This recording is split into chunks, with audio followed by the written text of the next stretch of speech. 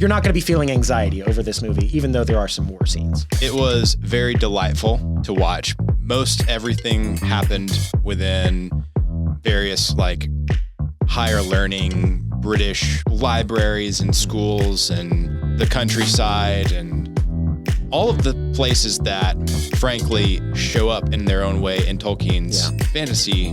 Tolkien was a profoundly Christian, devout man. And in the movie, there's almost no mention of his faith whatsoever. It's a biopic, which I think they can be very challenging to do in a way that kind of captures the life history of an individual, but also make it entertaining for a movie audience. Yeah. Because, how do you capture somebody's life in 2 hours? Hi, welcome to the Pop Culture Contrarian. We are Thomas, Sterling, and Andrew. Hello. Hey, guys. Our episode today was recommended, actually, that we watch this movie by a listener. And so we thought we'd do that, and it's a good topic. And so we watched the Tolkien movie, which came out in 2019. And we're going to break that down and give it a little review. Right. Yes. But first, remember to go buy some of our merchandise at the patriotpostshop.com. We've got coffee. You can sign up for a subscription, so it's just mailed to you, at whatever interval you choose, I think. Mm-hmm. We've got some really cool constitutional whiskey glasses. We've got some shot glasses. We've got all sorts of stickers and books. You should go check it out, buy some stuff. That directly helps support us here at the Pop Culture Contrarian and at the Patriot Post. Mm-hmm. And we greatly value your support. And be sure to like and subscribe. Yes. Be sure to like and subscribe. Hit the bell on YouTube so you know when we upload a new video. All right, guys. The Tolkien movie. I'd seen it before. Had y'all seen this movie before? First time for me. First time as well. Okay. All right. So let's start with you guys then, since it's your first time. Andrew, just general thoughts, and then we'll get into more details. Well, especially people like us who are fans of literary greatness, mm-hmm. and also Americans who have somewhat of a fond affinity to British culture, more or less. It was very delightful to watch. Most everything happened within various higher learning British, I don't know if you'd say antiquated, but British libraries and schools and the countryside and all of the places that frankly show up in their own way in Tolkien's fantasy literary works later on down the road. Yep. But it was just visually very satisfying. It was a good story in my book. First impressions, really good first impression. Mm-hmm. And I happen to like it a lot. All right. That's the less detailed version. We're going to get into the details. Thomas, what's your first thoughts? Low res details. I kind of echo Andrew. Very British feeling movie, what you would expect. It's a biopic, which I think they can be very challenging to do in a way that kind of captures the life history of an individual, but also make it entertaining for a movie audience. Yeah. Because, how do you capture somebody's life in 2 hours? Yeah. My thoughts, I watched this, I think 6 years ago when it came out, and then now I've watched it again for the first time. And I like it as well. It's a movie you can sit down and watch, and you're not going to be worrying about anything. It's just going to be kind of there. To compare it to something, there's a TV show called The Great British Bake Off. I don't know if y'all have watched that. I'm familiar with that. But The Great British Bake Off is just pure, I want to turn something on that's not going to stress me out. It's not going to give me anxiety. It's just going to be enjoyable. Everyone's going to be nice to each other. That's kind of what I would compare this movie to. It's just something where you're not going to be feeling anxiety over this movie, even though there are some war scenes. Yeah. I'd say it's quite a good biopic. My instinct tells me to say biopic. That's just the way that word reads in my mind. But it is biopic. That's how it breaks down. I think it does a pretty good job of highlighting certain aspects of Tolkien. There are other parts I'll get into where I think it drops the ball. But the affinity for languages is, of course, one of the most well-known things about Tolkien, and this movie does a great job of highlighting that. Yeah, I mean, you're kind of the resident Tolkienophile. How would you say that? Yeah. I guess Tolkienophile works. Yeah. Lord of the Rings nerd. That's usually how I would say it. Yes. So is it more Lord of the Rings rather than Tolkien for you? It's primarily Lord of the Rings. Like that is, of course, his magnum opus that actually got published in his lifetime. But I am, of course, a big fan of the man as well. And I'm actually right now working my way through a book that was compiled from letters he wrote all across his life, and it's just called Letters of J.R.R. Tolkien. Oh, okay. And it's a lot of insight into, who he was and some of his younger days and how he was as a dad and stuff like that. It's pretty interesting. Yeah. Fun, interesting side tangent. I don't know if this is true, but it came up in the movie, the name, what it means, Tolkien. Mm-hmm. Foolhardy. Yeah. Which I don't know that actually matches the man, but it was kind of funny. So it is a German word? Yes. Yeah. Let's pull up the details on that. That is what the movie says, is that the word Tolkien comes from a German word. I couldn't verify that. I couldn't tell you what the German version of the name is, but that the meaning was foolhardy is what they say, which is, of course, Gandalf is always calling Pippin fool of a toque. Yeah. And I think Merry or Pippin describes themselves as foolhardy at one point. And, it's just kind of an interesting parallel from Tolkien's fiction to his actual life. And that's one thing I really liked about this film was how it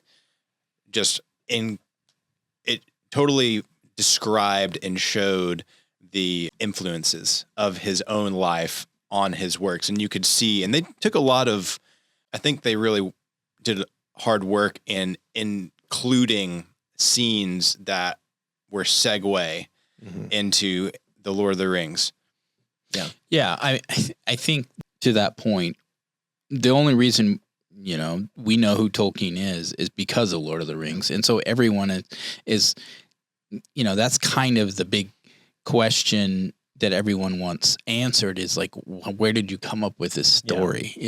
This movie is very much created to answer the question, who was the guy who made Lord of the Rings? Yeah. So you shouldn't watch this movie if you haven't seen Lord of the Rings or The Hobbit or read the books.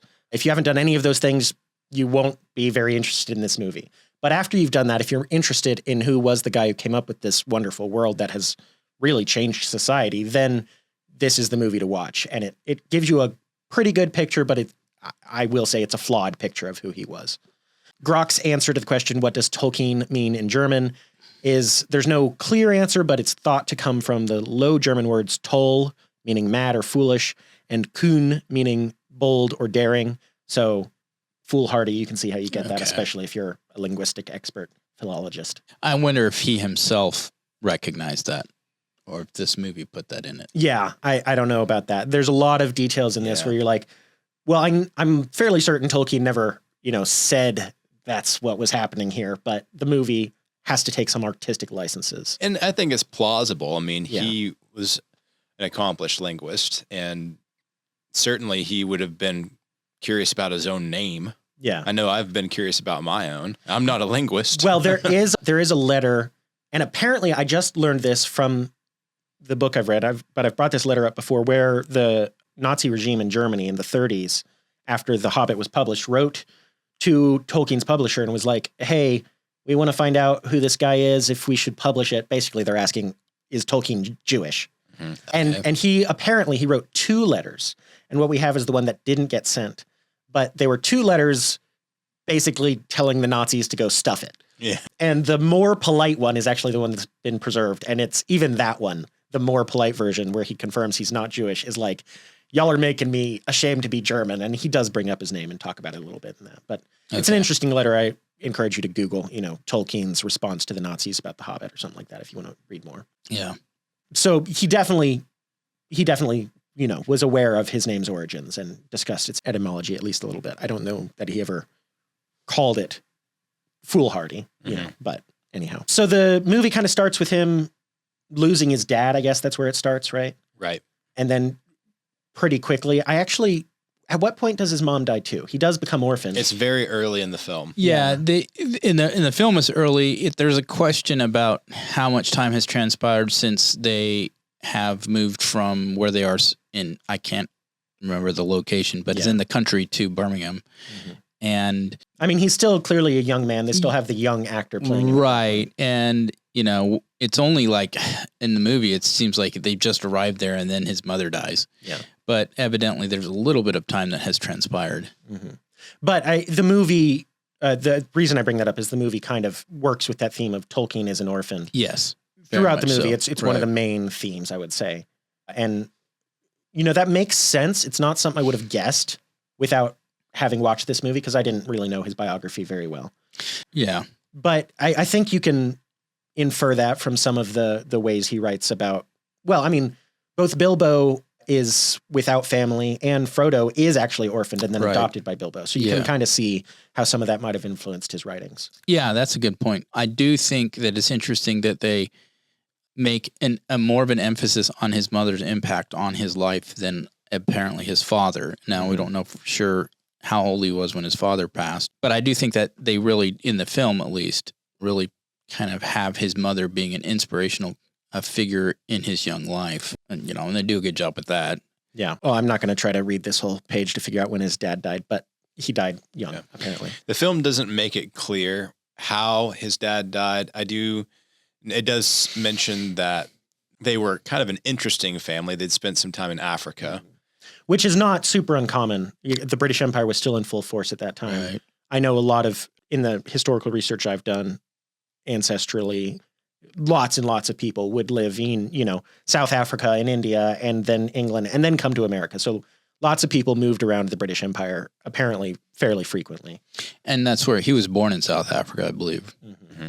Yeah. So, kind of either, I don't know if it was clear if his father was somehow a part of either a businessman working for one of the companies, or was he in the military at all? I don't know that. Yeah, the film doesn't say anything about his father. Yeah. So moving on, it gets pretty quickly to his time as a student. And I think that's an important thing to focus on when you're talking about Tolkien. He is more than anything else a professor, I think, Professor Tolkien. Yeah. And of course, without his time spent studying and learning how to dissect all these languages, he couldn't have possibly come up with Lord of the Rings, because the core of the Lord of the Rings is these languages he invented. And then he had to invent things to go with the languages to give them shape. Well, and I also think along those lines, a key influence was his friend group, who were also sharing in interests of different forms of expression, language, music, poetry, that kind of stuff. Yeah. And if you think about the time in which they were growing up, it would have been in before the First World War. Right. So you're looking, it would have been just predating. I'm trying to think of all the American artists that went to Europe kind of in between the wars. Is that the Gilded Age? The Gilded Age would have been the teens and 20s. I think you would call the age in which Tolkien was raised. He was born in 1892. I think that's the Edwardian era. Okay. I could be wrong on that. For the UK. Yeah. I think you're right. Well, Victorian era would have been right before that, right? Yeah, because she died in the 1870s or 1880s or something. Yeah. And he went to King Edward. Right. Yeah. So there's that whole kind of, this is the point. There's an element in the movie where I was kind of like, I'm not sure they would have thought exactly this way. Yeah. But it's when, his group of friends, the group of artists, because there's a poet, a writer, a musician, and then a composer, painter, sketcher, sketch I got artist. the impression though that they were all pretty literary. They were all writers. They were to some degree. They were, but I think they each kind of had their areas of focus, specialty. Yeah. But the kind of the part of their pact where they were going to be artists that were going to change the world. Yeah. Mm-hmm. That to me was like, I don't think they would have been thinking it along those lines at that time. Well, so some of the letters I have read do discuss. So the name of this group, they have a name they give themselves, which is the Tea. It's the Tea Company. Tea Club. Tea Club. And Barovian Society. Yeah. The TCBS. Right. Yeah. So in some of the letters, he does talk about the TCBS and about being essentially the last person to spread its message in some of the letters he wrote. So I think a fair bit of that is probably pretty accurate, the way the movie describes it. That they had this goal of changing the world through art. Making their mark on the world, for sure. Yeah, I guess in that sense, that's kind of common to every generation. Right, yeah. So in that sense, that's fine. But the idea of the artist changing the world, to me, that's a little bit more of a later development. But maybe I'm wrong. Maybe there was that same sentiment at that age. Yeah, because I think it was Robert. Was he the painter, or was it Christopher? I'm terrible with these names. I think it was Robert who was the painter, or at least Robert was the painter. He was the son of the headmaster right. at King Edward's, and he he gave that speech, Thomas, in the film when they're in the alleyway after they had just made their pact. Yeah. Right. And he talked about changing the world through the medium of art. Right. Yeah. Robert Gilson is the name of the historical person. Yeah. And these definitely were friends, and it is true that only 2 of them survived the war, and Tolkien's the only one who, really made his name after that I know of. I guess to be fair, Well, Christopher survived as well. Right. He 2 actually- of them survived, but only one of them. Yeah, and he outlived Tolkien Oh, did he? by nearly a decade. yeah, Wow. died in 87, actually over a decade. Yeah, Wow. that's right, over a decade. I think that, to be fair, if you think about the era in which they are growing up in, and the motivation behind going to war in World War I, the war to end all wars, was this kind of a progressive ideal that in this optimism about the future kind of this Enlightenment movement that had, originated back at the time of the Reformation. Now this kind of growing ideal that humanity was rising and becoming, more technologically developed, and along with that was this view that kind of society itself would become more refined, fair, just, all these kind of things. And so you could say the artist, which was kind of seen as throughout most of the world history, is kind of like the leisure activity. Only the very wealthy were ever the artists kind of. Yeah. Well, what's that quote from John Adams? I study war so that my sons may study politics and economics, so their sons may study art and literature. Right. Yeah. And so it's kind of the idea that, the artist now is going to be the one that perfectly develop. The utopian society can then develop around that vision of a future world that's oriented around beauty, you could say.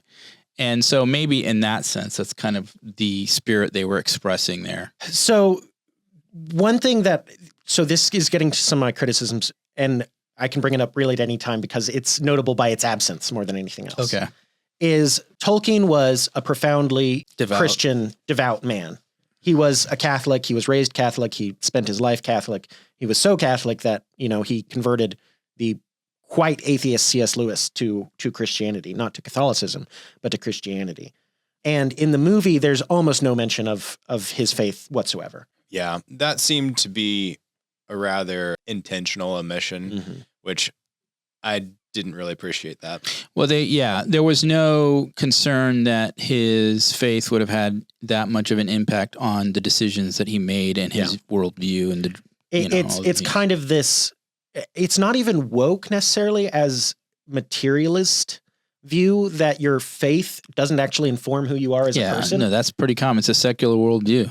And I think maybe non-believers just don't understand that for someone who is truly trying to become a new man in Christ, it's going to affect everything you do. It's going to be the most important thing about you. Well, I mean, back to our conversation surrounding their kind of changing the world via their artistic expression. Well, the desire to see the world changed, but what was the motivating factor behind it? They're suggesting in the movie was his love of art and language. But we would say, no, maybe there was something deeper. In fact, there probably was something deeper. Yeah. I do think, though, to be fair, the movie, one of the themes that the movie hits on is the whole concept of love. It is. It is a love story when you boil it down to it. And, there's his relationship with Edith, who becomes his wife. There's that whole love story there. There's his love of language and the art form and trying to understand it and storytelling. That's very much shown in the movie. But there's also friendship and his friends, that tight group of friends, the fellowship, as he mentions near the end of the movie. Yeah. Well, the other thing that goes with that, the fellowship aspect, is the courage, the encouragement. And that's represented every time you hear one of them say Helheim. Yeah. Because Tolkien is talking to his friends at one point and mentions that he's reading about Norse mythology, and there's a realm in Norse mythology, the realm of the dead, called Helheim. And I don't know, I'm not clear exactly on why they adopt that as their watchword for courage, but they do. And so anytime they're trying to do something, psych themselves up to do something, they say Helheim. Right. And I thought, on the themes of love and kind of the more positive, maybe you can say more Christian aspects of this movie, I thought one scene that is quite well done is when Tolkien and the TCBS are at, I guess, Robert's house. Robert's the son of the headmaster. Right? Yeah. Yeah. Mm-hmm. Robert's house, and the headmaster, his dad, comes back and is like, you got to send your friends home. And Robert says, well, I told them they could stay over. And he's like, things have changed now. You got to send them home. And he comes in as kind of like the stern, imperturbable father domineering, who sweeps in and dominates everything. Yeah. But then Tolkien's friend, or Tolkien and his friends encourage Robert to stand up for them, basically. And so he does. And he respectfully speaks to his father and says, I think it would be ungentlemanly and rude to send them home after I promised them they could stay over. Yeah. Plus, his father had said that he could have friends over in his absence. Right. When his father had come home early after all. Exactly. And his father, instead of, doing what Hollywood, you'd kind of expect Hollywood to do, which is freak out and, cause trauma to their friends or something like that. Instead, his father's like, he doesn't say this, but it's basically like, good argument, well presented, fine. Yep. Yeah. I think there was an element too that was kind of, he bravely stood for his position in a manner in which it was respectable. It wasn't overly emotional. It wasn't demanding. But it was bold. Yeah. And I think his father appreciated that. And you could see that his father appreciated your being a man. Yes. And I think that came through very well. And like you said, that was a kind of a refreshing scene because they had set it up like you so often see in these Hollywood movies where the dominating father will just not hear any argument against his decision. Yeah. And that was not the case here. And it also showed how these young men were growing into becoming men. Yeah. And I think that was a very powerful moment in the movie. I agree with that. Yeah. So, that was cool. Maybe the other big aspect of the movie we haven't gotten into yet is Edith Tolkien. Yes. Edith Bratt, as her maiden name was. She's introduced pretty early. And she's a fellow orphan. Yeah. And pretty much the moment she's on screen, Tolkien is visibly head over heels. Yeah. Which is pretty accurate. Just to get off on the stories Tolkien wrote real quick. Tolkien wrote about a character called Luthien, who was the son of the daughter of one of the most noble of all elves. It's an elf princess, right? Elf princess and a literal angel. Yeah. And Luthien is directly and specifically inspired by Edith. And Tolkien wrote Luthien on Edith's gravestone. Right. She predeceased And then on his gravestone was Beren. Beren, yeah. Because Beren and Luthien are the couple who fall in love. Beren's an ordinary man who is from a noble heritage of man, but nowhere near being an elf. And there's always an aspect of Beren's not really worthy of Luthien. And in the story, that's kind of borne out. Luthien is kind of awesome, and Beren's awesome for a human. Yeah, right. But anyhow, that's just interesting, and I think they did that well because all the evidence indicates that Tolkien was head over heels in love with Edith his entire life. So I appreciated that, and there's a scene of her dancing in the trees, and that's literally how Luthien is first introduced to Beren. He's walking through this enchanted forest, and he finds Luthien dancing in the trees, and refers to her as the nightingale, I think. And you hit on that tree theme. That was clearly, we know that Tolkien was a lover of trees. Oh yeah. And that's very much implied and brought to bear in the movie as well. Yeah, I think that the movie makers understood who Tolkien was. I mean, we did say the big criticism was they didn't really appreciate his faith. Yeah. And they didn't bring that in as a motivating factor in his life, really. In fact, it seemingly was not that important to him in the sense that when he was in love with Edith and wanted to date her, that the priest character, who was also kind of his surrogate father, I guess. Legal guardian. His legal guardian basically told him, she's not even Catholic. You can't date her or see her right now. You got to focus on, honoring your mother and going to school and, getting the grades. And then once you're 21, then you can make the decision. But there was this kind of sense of which he clearly didn't agree with his guardian there. And it comes around, later in the movie where his guardian comes back and says, well, you were kind of right about this. Yeah. Well, just because you're bringing that scene up specifically, I thought it was interesting that ties in to the scene just before. The scene just before is Tolkien or John and Edith go to the Ring of the Nibelung, or try to, the opera, and they can't get in. It's Wagner. And it's Wagner, and the Ring of the Nibelung, Edith explains, is a story about a enchanted ring that gives dominance over the entire earth, crafted by a dwarf. Interesting. But in order to take the ring, you have to surrender love. Yeah. And then that's the choice the priest presents to him in the next scene, basically. Yeah. Right. Yeah. Yeah, that's a good point. It was some great writing there. Yeah, that was well done for sure. Yeah.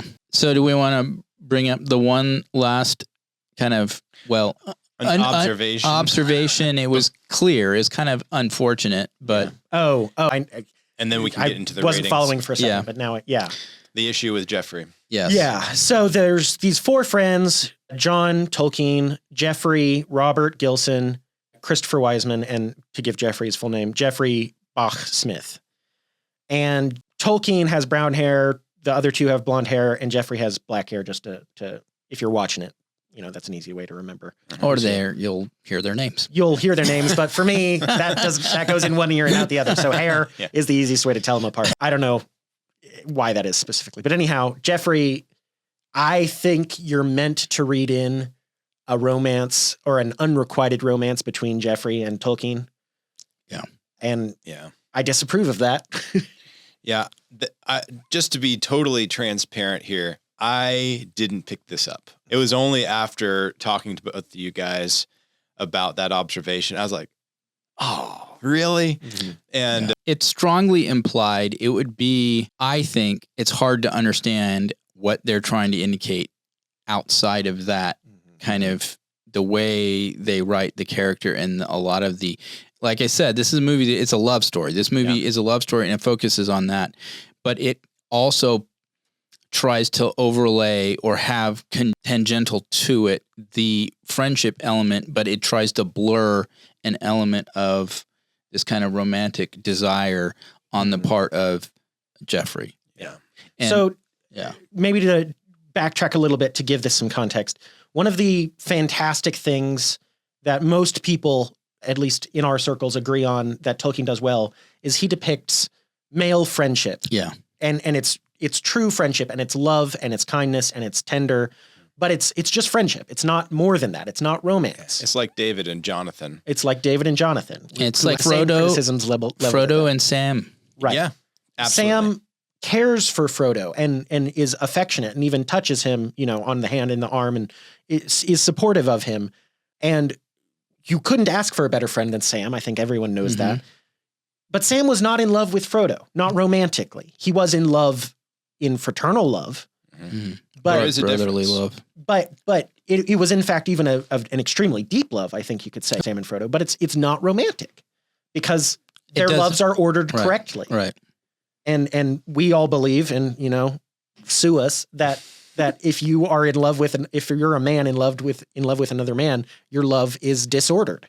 Don't really sue us. Yeah, don't really sue us, because we should be allowed to say that because it's true. But Yeah. Romantic involvement is, and particularly physical action, is what we believe is denounced by God. But a properly ordered love, maybe I'm the only one who thinks this, but I think a properly ordered love is not going to lead you to fall in love romantically with someone of the same sex. I would agree. Yeah, you're exactly right. So, I mean, that's an unfortunate element that they kind of play off in this movie. And I do think they play it off because I don't know that they would have any evidence to do so otherwise. I don't know. It's a subtle reach.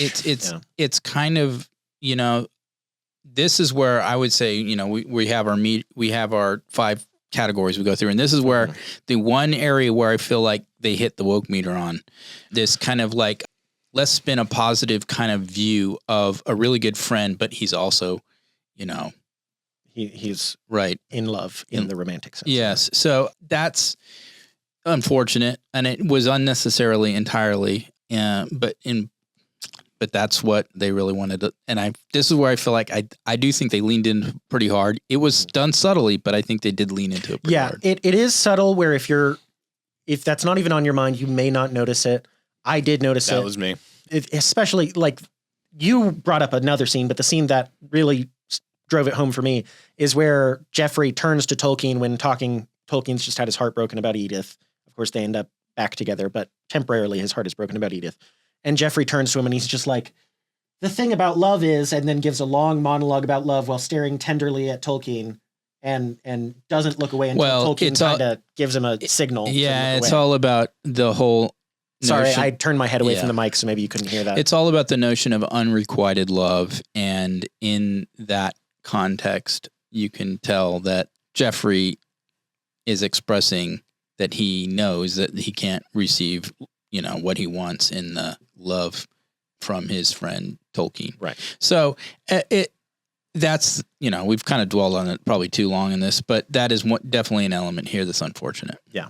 Yeah, that's true. But that and then the absence of Christianity are really the biggest criticisms of this. Yeah, the other aspects of this movie, as we highlighted, there's some moments where the writing is just really well done, where they foreshadow one scene and then you see it. And just on the like artistic aesthetic value, since we're going to rate it on that, one thing that I really appreciate is this is one of those movies where everything is pleasing to the eye. Mm-hmm. Even the war scenes they kind of do with a fiery red in the background and dark silhouettes. And they, of course, put a lot of Nazgul, Balrog, dragon imagery in the Battle of the Somme, which is the battle you see in the movie, because Tolkien's got a fever. And so they're depicting it as he's kind of hallucinating these things, which, okay, whatever. But visually, it's very pleasing. Yeah. Everyone's well-dressed. Everyone's combed. The makeup looks good. There is a trend in a lot of movies to make people kind of look ugly. And that's not present here. And I just appreciate that when I'm watching something and it's just like, it's like eye candy. I like that. To that point, this kind of reminded me visually of, in that same sense, of the Reagan biopic we watched. There was kind of that similar kind of using of imagery that wasn't necessarily gritty. Yeah. Even the war scene, like you said, it's dirty and bloody and everything, but it's not gritty in the same sense. Like, a lot of people would make in a scene like that would just put a sepia gray filter over the entire thing. And they don't do that. They still believe in color, which I don't know. That's kind of maybe a minor thing, but I do appreciate it. All right. So do we want to start rating it? Sure. Let's rate it. That. Andrew, do we want to do each rate on each category and then move to the next one, or do we want to do one person rates all 5 and then moves on? I'm going to rate all 5. Okay. Yeah, why don't you kick us off, Andrew? Okay. So we've got the 5 categories: the woke free meter, intelligence quotient, which is how well is it written, the artistic value or the aesthetic appeal, the entertainment value, and the legacy score, aka we'll be talking about this in 10 years. Right. So woke free meter. So we're going to go 1 to 10.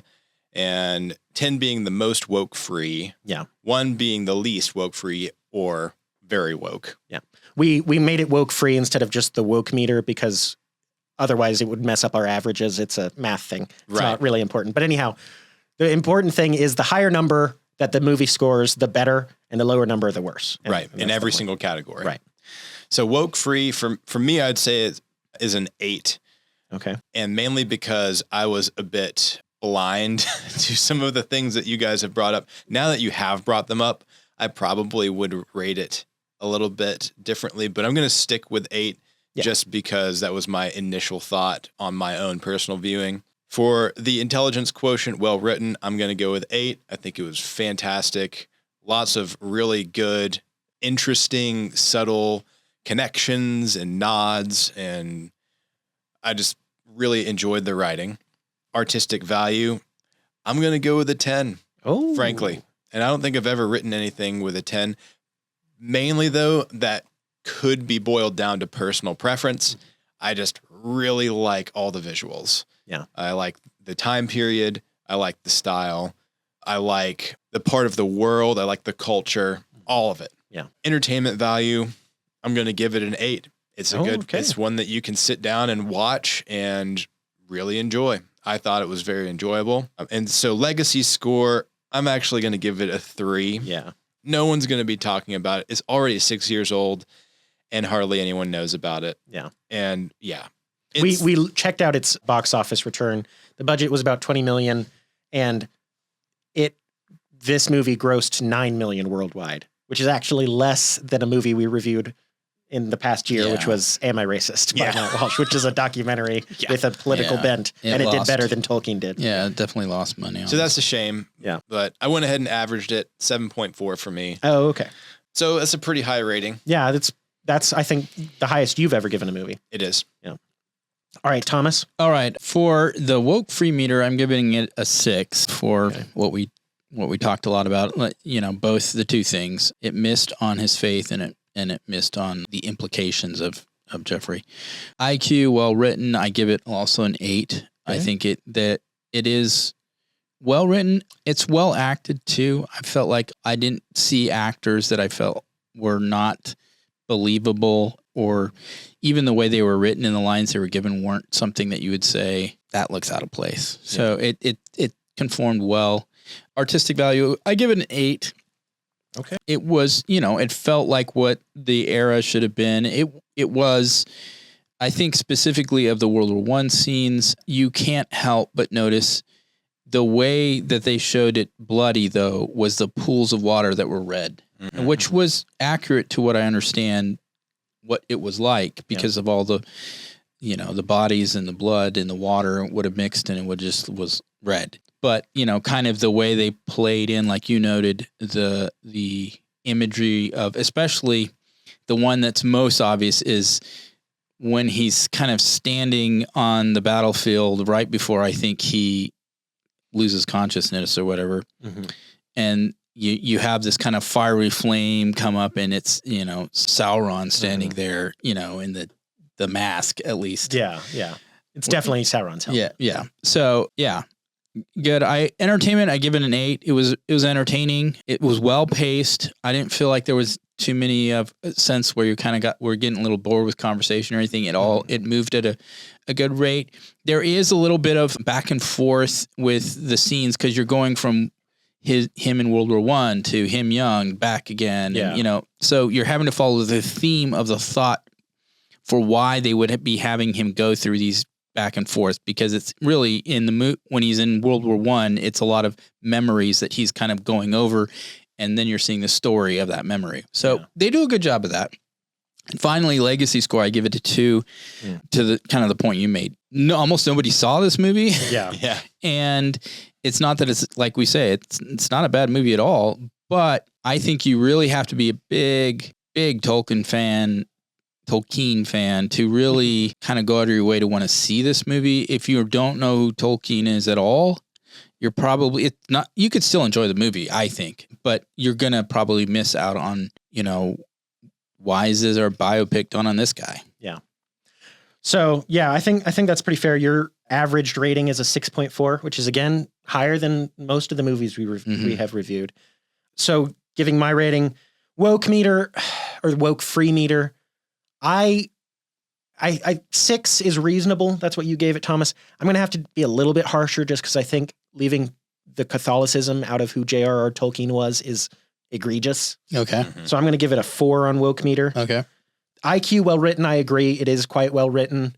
And like a lot of the themes are actually very good themes that are even present in the book. So I'll agree and I'll give it the 8 on that. The artistic value, agreed. We all liked the aesthetic of this movie, and we are, as Andrew was saying, are Anglophiles basically. And so we like, this kind of British setting. It's nice. I'll give it a 7, not quite as high as y'all, but I think it was quite good.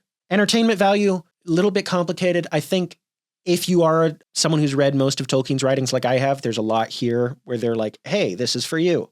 And I think that's good for someone who's not into those things. Apparently y'all really liked it. So I think I'll give it an 8. I think that indicates that it was well done, well crafted for, general and specific audiences. Legacy score, I'm actually going to be a little bit more forgiving because I think Tolkien's going to keep getting new readers and new movie watchers. And then they're going to, some of them like me will want to know everything about him and will come watch this movie. So I think it's actually going to do better than some other movies like that we have reviewed in the past. So I'll give it a 4 on legacy score. So that puts me, I got to do the math here real quick. I was able to do it while y'all were talking, and now I've been talking. 20, 31, so just a little bit lower than Thomas, I think. 6.2. Yeah. Now, there's another movie that came out years ago, at least 20 years ago now, that was one of the Inklings focused on. It was actually focused on C.S. Lewis. We didn't get into Inklings, but that was Lewis and Tolkien's club that they formed after they were professors. Yeah, literary club or whatever. Certainly influenced by the Tea Club. Mm-hmm. Now, comparing these two movies, because they both are biopics, and I'm, for the life of me, can't remember the name of Shadowlands. Now, Shadowlands did, I think, better at the box office. Mm-hmm. Shadowlands, I would argue, is overall a better movie than this one was. This one was good, but it wasn't Shadowlands. Yeah, well, Shadowlands stars Anthony Hopkins. It's hard to go wrong with Anthony Hopkins. Yeah. It definitely did better at the box office. It actually made a $3 million return on its budget, so that's not bad. Yeah, but this is a good biopic. Fun observation about the Inklings. In the movie, there's a reference to the Eagle and Child, which is where the Inklings met and always had their meetings. And it's in the area around Oxford, where, of course, Tolkien and Smith went to school, Jeffrey Smith. But I think it was a bit of artistic, I guess, license that they took on referencing the Eagle and Child, because the Tea Club meets there and like picks up a bunch of girls, and then they're like being rowdy in Oxford. It could have happened. We don't know if it did or not, but I did think it was neat that they included the Eagle and Child just in the film, a little artistic Easter egg. Yeah. All right. Well, I think those were some interesting little notes to end on there. Our cumulative rating, I didn't actually calculate that. Let me do that real quick for the official Pop Culture Contrarian rating. We need like fireworks. Like, okay, 20 divided by 3 is what? 6.66? Is that what we know? Oh, no. I think that's what it is. 20 divided by 3 is, So 6.66 is our cumulative rating. That was unintentional. Technically, it's 6 repeating. So, it's not just 666. It's more sixes than just that. I don't know if that's better or worse. I don't know. Well, interesting. We give it 2/3 of the stars. There you go. All right. That's our episode on the Tolkien movie. It's worth a watch. I think we all agree on that. Agreed. Especially if you like Tolkien, you'll see a lot of things you recognize and you like. And the themes are good and I think family friendly. And be sure to like and subscribe to the Pop Culture Contrarian on wherever you find your podcasts. And make sure to like and subscribe to the Patriot Post as well. Patriot Post is the oldest conservative news digest on the web. It's right and it's free and ad-free. And we'll see you next time. Bye. Bye. See you guys.